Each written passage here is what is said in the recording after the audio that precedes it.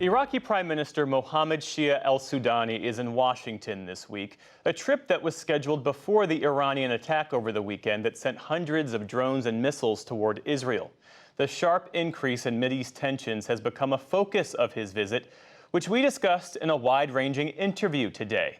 But first, a look at what else is on his agenda, including the future of U.S.-Iraq security cooperation and improving Iraq's economy. Iraq's Prime Minister Mohammed Shia al-Sudani kicked off his Washington visit at the White House, meeting with President Biden on Monday to discuss the status of U.S. forces in Iraq, as well as expanding economic and diplomatic ties. The partnership between Iraq and the United States is critical. We've seen over the last decade as our troops have served side by side to help defeat ISIS. And we've seen this in our strategic framework agreement as well. But the meeting was overshadowed by Iran's drone and missile attacks on Israel this past weekend. Al-Sudani called for restraint to avoid an escalation of the conflict. We encourage all the efforts about stopping the expansion of the area of conflict, especially the latest development.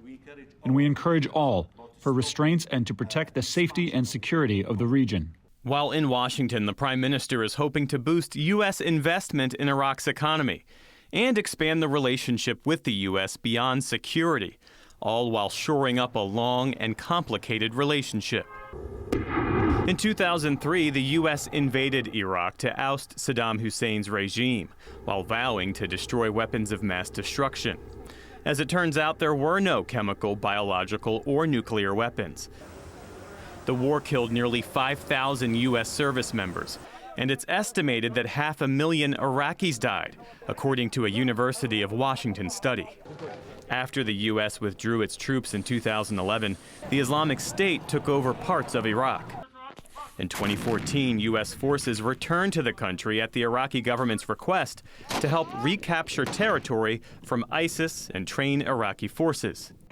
That same year, elections in Iraq saw a coalition government come to power that included Iranian sympathizers. Some 2,500 American military service personnel are currently stationed in Iraq. Many Iraqis want coalition troops gone and have been pressuring the Iraqi government to demand the withdrawal of U.S. troops from the country. Those demands have only intensified since the war in Gaza started last October, a situation complicated by the presence of Iran-backed militias in Iraq that have attacked U.S. forces, one of which, Kataib Hezbollah, launched a drone strike earlier this year that killed 3 U.S. service members at a base in Jordan. And last year, the same group abducted Princeton researcher Elizabeth Surkov, a dual Israeli-Russian citizen, drawing international attention. All of it serving as the backdrop for the Prime Minister's visit and the basis of our interview this morning in Washington. Mr. Prime Minister, welcome to the NewsHour. You're most welcome. Your visit comes at a sensitive time for U.S. relations in the Middle East following Iran's unprecedented strike on Israel over the weekend. The attack has inflamed concerns of a wider regional war. President Biden, whom you met with earlier this week, says Iraq has a role to play in maintaining the peace. How do you view your role? The region is witnessing turmoil in the Red Sea, Lebanon, Syria, and recently this escalation, which happened after the attack on the Iranian consulate in Damascus, which is a dangerous development and a violation of international law. Iraq has tried after the Damascus event to de-escalate, and we urge the Iranian side not to respond to that. The intention of the Netanyahu government is for these regional tensions to continue, and unfortunately, when these wars continue in our region, that impacts the security and the stability of those who live there. The U.S. helped block Iran's attack on Israel last weekend by using Iraqi airspace to shoot down drones and shoot down an Iranian missile over Iraq. But your military did not participate in that effort. Why not? Our security capabilities are still developing, so they can protect our airspace. Iraq and its security policy aims to keep the country away from any conflict or attack on other nations, because the ultimate goal is the security and stability of Iraq, especially in these difficult times. If there is an Israeli attack on Iran that uses Iraqi airspace, What will you do? بالتأكيد العراق يرفض استخدام أجواء. Iraq rejects the use of its airspace from any country. We don't want Iraq to be engaged in the area of conflict. And I reiterate and stress that this escalation will engage the region in dangerous calculations that nobody will control the reactions. This is why part of our talks with Mr. Biden were to urge the parties to de-escalate and to end these developments. From our side, we will exert efforts in order to achieve this objective. Let's talk about the U.S. security arrangement in Iraq. The U.S. has some 2,500 troops in Iraq, largely advising and assisting local forces to prevent a resurgence of ISIS. The Iraqi parliament declared that U.S. advisors should leave. Is that departure based on a timetable, or is it based on the security situation on the ground? قرار البرلمان في عام 2020 وأيضا البرنامج الحكومي. Our Parliament's decision in 2020 and the October 2022 government program called for the end of the Global Coalition's mission, which was done in coordination with the United States. This coalition emerged upon the invitation of the Iraqi government in 2014. We are speaking about 10 years ago. Now there is a noticeable stability in the region. There is preparedness of the Iraqi security forces. And ISIS now is no longer a threat to the safety and security of Iraq. This led the parliament and political forces to end the mission and to transition into a security bilateral relationship with the United States and the rest of the countries of the global coalition.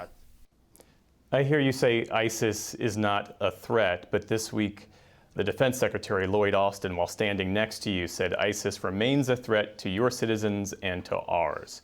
How is ISIS no longer a threat? ISIS inside Iraq doesn't represent a threat to the security of Iraq. The elements of ISIS are in Syria, and we are working with the global coalition to secure our borders with the Syrians in order to prevent any infiltrations. The cells of ISIS are there.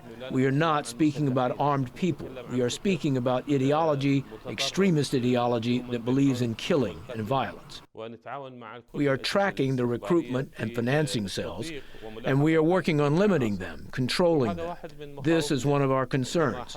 What happened in Gaza will lead to a double escalation and violence, and maybe we'll regenerate a new Daesh ISIS. The last time the U.S. withdrew from Iraq, ISIS took over a good deal of the country, and the U.S. military had to come back into Iraq to fight against them. What's to prevent that from happening again? Are the Iraqi security forces that have been trained by American troops, are they now capable of fending off a potentially resurgent ISIS? هذا السؤال مهم جدا. This is an important question. Certainly the situation in Iraq is different radically now than in 2014. Now ISIS does not have popular domestic incubators everywhere in the region, especially the liberated area. Also, the Iraqi security forces have gained unique experience at the advanced level, the top levels among forces in the region in counterterrorism. Another thing is the political stability. My government is supported by 280 members of a broad coalition of 329 members that include all the components of the Iraqis. This is a factor of strength. And there is the economic development. In Iraq, we are not speaking about ISIS anymore. Only here, when I speak with the media, do we talk about ISIS. In Iraq, we're speaking about development, about investment in companies, universities, culture. I do want to talk about economic development, but first, do you expect any U.S. advisors to leave Iraq this year in 2024? We have agreed on a framework in the Joint Security Dialogue and then also issued a joint statement with President Biden and committed to the outcome of the U.S.-Iraq Higher Military Commission, which will assess the capabilities and operational conditions. According to that, we will have a timetable about how to end this mission. Iranian-backed militia groups continue to operate from Iraq, and this is even after they killed 3 U.S. troops on the border with Syria. You say you won't allow Iraqi territory to be used by any non-state actor, but the fact is they still operate on Iraqi soil. Why is that? الحكومة أكدت التزاماتها في أكثر من مناسبة. The government has repeatedly stated its commitment to not allow any one side to play an outsized role in any operations that will lead to destabilization and lack of security. We have made that clear, and we have taken practical measures against all those groups attacking diplomatic missions and military bases in Iraq, and we will not hesitate to take legal measures against anyone who wants to tamper with our security. Half of Iraq's population, as I understand it, Mr. Prime Minister, is under the age of 25. Most of them were born after the invasion. And there is some 32% unemployment, if I have that number right, that affects that age group. Why is that the case in Iraq, which is such an oil-rich nation, and what do you need to change that? هذا واحد من عناصر القوة في العراق. This is one of the strength factors that we have in Iraq, that we have a young population and human capital that we have to invest in. This is one of the priorities of my government. We're trying to reform the economy so that we're not entirely dependent on oil. We want to diversify revenues in tourism and agriculture, and we focus on education and health in order to provide young people job opportunities and entrepreneurship programs. We don't want young people to depend solely on government jobs. We want them to be involved in the private sector. Now, traveling with us are a number of businessmen of the private sector of Iraq that have been meeting for 2 days with U.S. companies and businessmen. As you try to entice U.S. companies to invest in Iraq, do recent developments in the region undermine or at least complicate your message that Iraq is a safe place for American investments and American workers? سوف أعطيك أرقام بسيطة. I will give you a simple example. The Basra Oil Company, one of the companies of the oil ministry in southern Iraq. Just this company has contracts with 34 American companies that are currently in Iraq. We also have different European and Western companies working in Iraq in different sectors. There is a good number of investments that amount to $5 million with Qatari companies. Emirati and Saudi companies are also trying to enter. This is what we are talking about in Iraq, about investment opportunities. That means that we have safety, an attractive environment for investment. Elizabeth Surkov, an Israeli-Russian woman who was a graduate student at Princeton, she was kidnapped by Kataib Hezbollah. This is the Iraqi Shiite paramilitary group that is backed by Iran. What are you doing to ensure her release? After the kidnapping incident, we formed a broad security team to track the investigation and to track all the information in order to reveal the fate of this citizen and also to follow the perpetrators. Her family and friends say that you have the influence and the relationships needed to free her, that you've done that before for other captives of this same group. Will you do that for Elizabeth? Our measures are continuous, and investigators are monitoring every piece of information to reveal the fate of that citizen. Finally, considering the legacy of the U.S. involvement in Iraq, looking back, is Iraq better off now than before 2003? Is Iraq better off with Saddam gone and an elected government now in your country? Certainly, Iraq represents a unique example in the Middle East because it is a real democratic system that has a constitution protecting the rights of all the people. All minorities are living there in an equal way. They have equal rights and duties.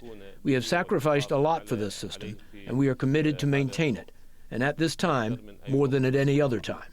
Mr. Prime Minister, thank you so much for your time. We appreciate it. Thank you.